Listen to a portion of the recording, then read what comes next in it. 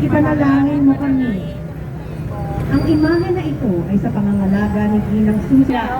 Ngunit napakain pa rin ni Jesus ang lahat ng tao sa pamamagitan ng himala.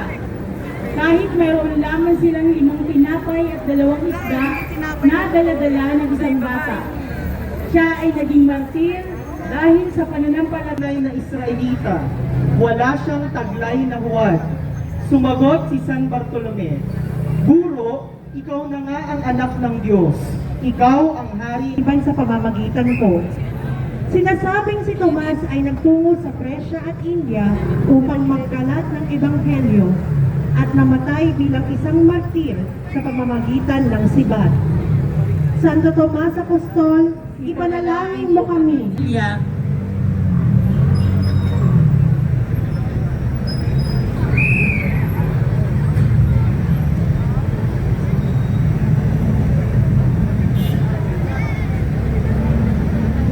Paul ni Santiago na nagbibigay pansin sa kahalagahan ng mabuting gawa upang maging buhay ang pananampalataya sa Diyos.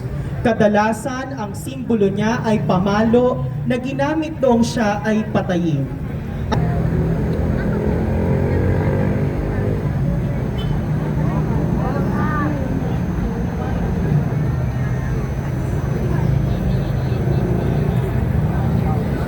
San Simon Apostol, siya ay binansagan ni Apostol.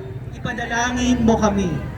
Ang imahe na ito ay sa pangangalaga ni Ginang Flor Reyes at ng kanyang pamilya. San Lazaro, ipanalangin mo kami. Ang imahe na ito ay sa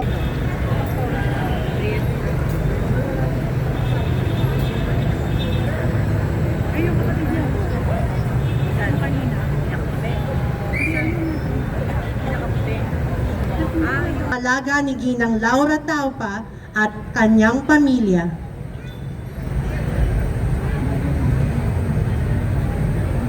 Pagsasayang ng mamahaling pabango ay maaaring ibinigay na lamang sa dukha. Ngunit sabi ni Jesus, pabayaan niyo siya. Santa Maria ng Bitanya, ipanalangin mo kami. ang imahe na ito ay sa pangangalaga. Gusto sa nila mula sa sarili nilang ari-arian ang mga pangangailangan ni Jesus at ang imahe na ito ay sa pangangalaga ni Congresswoman Annie Susano at ng pamilya Susano Francisco. Habag at maghirap ang kanyang kalooban. Sinabi niya sa kanila, ang puso ko'y labis na nalulungkot at ako'y halos mamatay na. Maghintay kayo rito at magbantay. Jesus na nananalangin sa halamanan ng Getsemani, Maawa ka sa amin. ang imahe na ito Tuhuran at patutyang nagpugay ng mabuhay ang hari ng mga Hudyo. Matutunghayan sa imahe ang kalunos-lunos na paghihirap na sinapit ni Jesus. Siya ay binugbog at pinahirapan, ngunit pasensya, Maawa ka sa amin. ang imahe Lupaypay at nalugmok sa lupa. Ito ay gaya ng ipinahayag ni Propeta Isaías sa Kabanata 53. Ito ay sa pangangalaga ni Ginang Maria Cano at ng kanyang pamilya.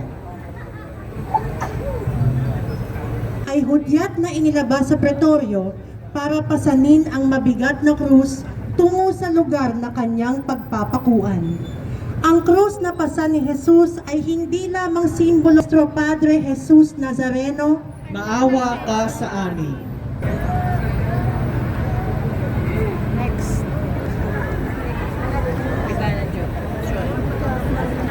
na hindi sa sinapit niya, ang kanyang mukha'y di makilala na animoy hindi ng isang tao.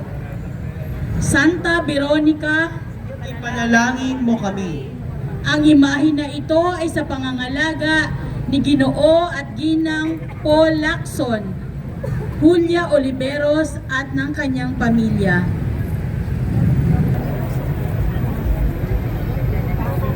Ang Kalbaryo, ang pagkabayubay ni Jesus sa krus ng Kalbaryo or Golgota. Alagad, sinabi niya ang kanyang habilin, Babae, narito ang iyong anak. At sa kanyang alagad, Anak, narito ang iyong ina. Mula roon, nanirahan na ang kanyang ina sa bahay ni San Juan. San Longhino, si Jesus, kaya't sinabi niya, tunay ngang anak ng Diyos ang taong ito.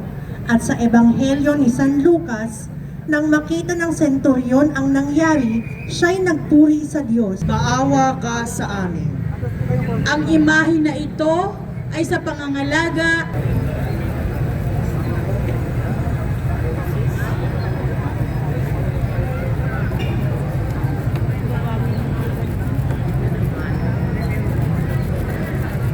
Ipanalangin mo kami. Ang imahe na ito ay sa pangangalaga ni na Ginoong Dario at Ginang Raquel Lagdaan at ng kanilang pamilya.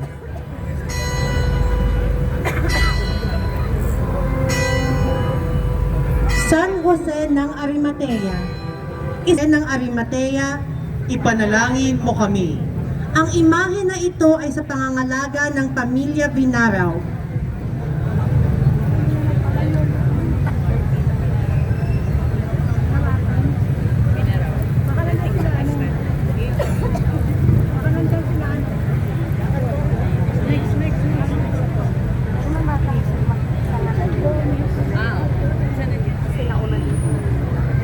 Santa Salome.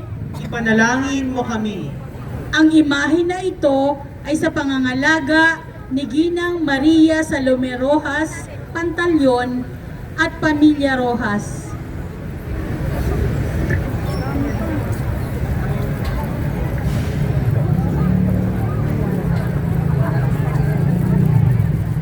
Santa Maria Magdalena, Ipanalangin mo kami. ang imahe na ito ay sa pangangalaga ng pamilya Zipagan.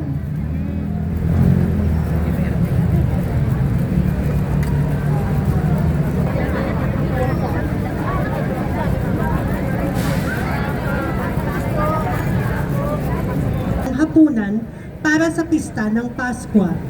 Sa lahat ng alagad, siya lamang ang buong tapang na hindi nagtago, bagkus ginang Malu Pimentel at ng kanyang pamilya.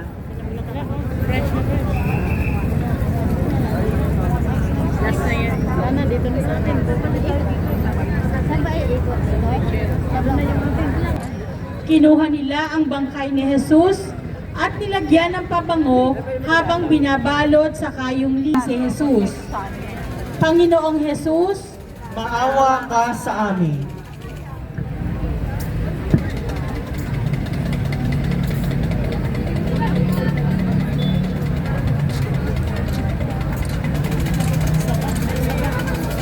Hindi, wala na. Wala na. Mamaya yun eh. Mamaya po yun.